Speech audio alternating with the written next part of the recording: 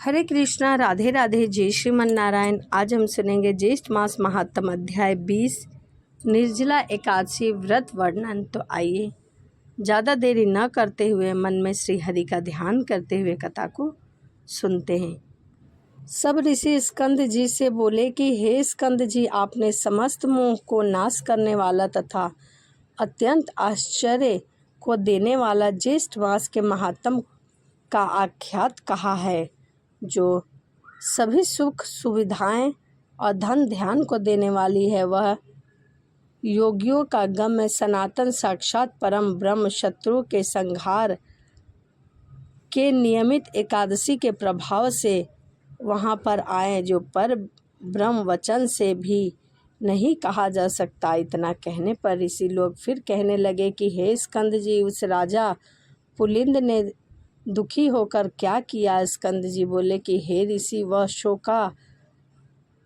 राजा अपने कुछ बचे हुए सैनिकों सहित शीघ्र अपने नगर को चला गया और अपने नगर में राज्य भार को संभाल कर शत्रुओं के पूर्ववासियों के वचन का मन और ध्यान करता हुआ एकादशी के प्रभाव को स्मरण करने लगा, जिसके स्वयं उसने अपने नेत्रों से देखा था। इस प्रकार चिंता में मग्न राजा का बहुत समय व्यतीत हो गया और अधिक चिंता में मग्न रहने के कारण उसके शरीर में केवल हड्डियां और चाम मात्र ही बचे थे। वह इतना चिंतित रहता था।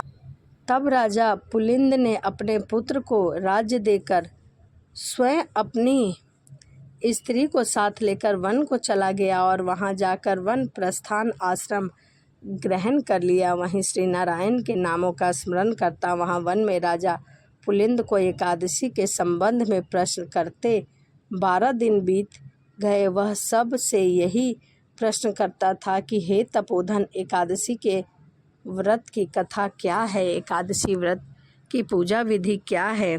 जो व्रत तीनों लोकों में भी दुर्लभ और पवित्र है, भगवान की अति प्रिय है, अहो आश्चर्य है। मैंने उसे एकादशी व्रत का महान आश्चर्यकारी कार्य देखा है, इसमें कोई संशय नहीं है। कोई बताए सही, एकादशी व्रत कैसे रखते हैं, इसका नियम क्या है? वह सभी से यही प्रश्न करता रहता था। वहाँ के पूर्व जन्म के पुण्य कर्म के प्रभाव से वरेण्य ऋषि के पवित्र आश्रम में दंतात्रेय ऋषि आए और उन दंतात्रेय के दर्शन की लालसा से वहाँ समस्त ऋषिगण आए। समस्त ऋषिगण को वहाँ आता देख कुछ लोगों ने पूजन किया, स्तुति की तथा विधिवत प्रकार से उनकी सेवा की। राजा पुलिंद भी दंतात्रेय जी का आगमन सुनकर वहाँ भयभीत के समान ऋषि के पास जाकर बैठ गए और मन में कुछ लालसा थे उनसे पूछने की, परंतु वह वहाँ बैठकर उनकी सेवा करने लगे। प्रधान ऋषियों के चले जाने पर राजा पुलिंद दंतात्रेय जी के पास गए और दंडवत प्रणाम करके दूसरे विंध्याचल पर्वत की तरह पृथ्वी पर गिर गए। दंतात्रेय जी राजा से बोले कि हे सौम्य, उठो उठो, तुम कौन हो और किस लिए यहाँ आए हो? तुम्हारे मुख दुख का जो भी कारण हो उसको तुम मुझसे कहो। तुम क्यों दुखी हो? ऐसा प्रश्न करने लगा। दंतात्रेय जी के वचनों को सुनकर अत्यंत दुखी होकर वह पुलिंद राजा नहीं उठा। तब उस राजा को दंतात्रेय जी ने स्वयं अपने हाथ से उठाया और हाथ से उठाकर उनके दुख का कारण पूछा। राजा श्रेष्ठ पुलिंद ने उठकर दंतात्रेय जी को अति सुंदर हृदय जानकर कहा कि हे जगती तल विख्यात राजा पुलिंद हूँ। हे तात, थोड़े ही समय में मैं पृथ्वी मंडल को जीतकर और गर्व में आकर मैं सेना सहित राजा प्रचानवही के नगर को गया।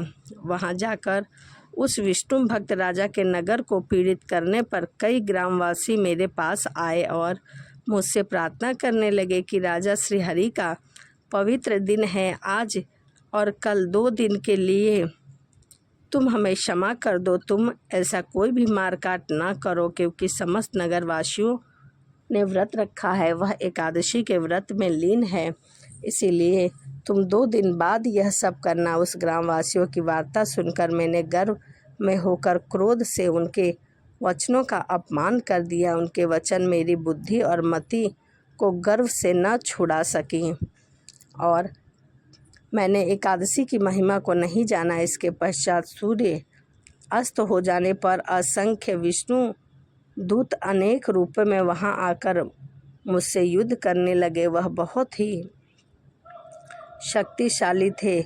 उन विष्णु दूतों ने समुद्र के समान मेरी समस्त सेना को भक्षण कर लिया। अपने प्राण मात्र रह जाने पर हम लोग वहां से भागकर अपने नगर को आ गए। जैसे तैसे हमने अपने प्राणों को तो बचा लिया। उसी समय मैंने राज्य, पुत्र, धन का त्याग कर तामसी वृत्ति का आश्रय लिया। अब आज आपके चरण कमलों के दर्शन करके मैं कृत्यान्त हो गया हूँ। मैं धन्य हो गया हूँ तथा मेरे पूर्वज भी पुण्यशाली हो गए हैं, जो आज देवताओं के पूजित चरण के दर्शन हुए हैं। आपके चरण कमल का मुझे दर्शन हुआ। भगवान, एकादशी नाम वाला व्रत कैसा होता है और इसकी पूजा विधि क्या है, कृपया करके मुझे बताएं। उसे आप संक्षेप में मुझसे कहिए, क्योंकि मैं आपकी शरणागत में हूँ, अन्यथा मैं शल्य के समान अपने प्राणों का त्याग कर दूंगा। राजा पुलिंद ने इन वचनों को सुनकर सब वृत्तांतों को जानने वाले दत्तात्रेय जी उसी समय राजा पुलिंद को दोनों हाथों में आलिंगन कर और दयाचित्त को मधुसूदन भगवान के एकादशी व्रत के विधान को कहने लगे और बताने लगे कि एकादशी क्या है, इसकी व्रत कैसे करनी चाहिए। तो इति श्री ज्येष्ठ मासे महात्म्य निर्जला एकादशी व्रत वर्णन 20वां अध्याय यही समाप्त होता है। तो ज्येष्ठ मास की कथा अध्याय 20 यही समाप्त होता है। तो चलिए इसी के साथ वीडियो को समाप्त करते हैं और मिलते हैं अगली वीडियो में। सभी को राधे राधे, जय श्रीमन नारायण, हरे कृष्णा।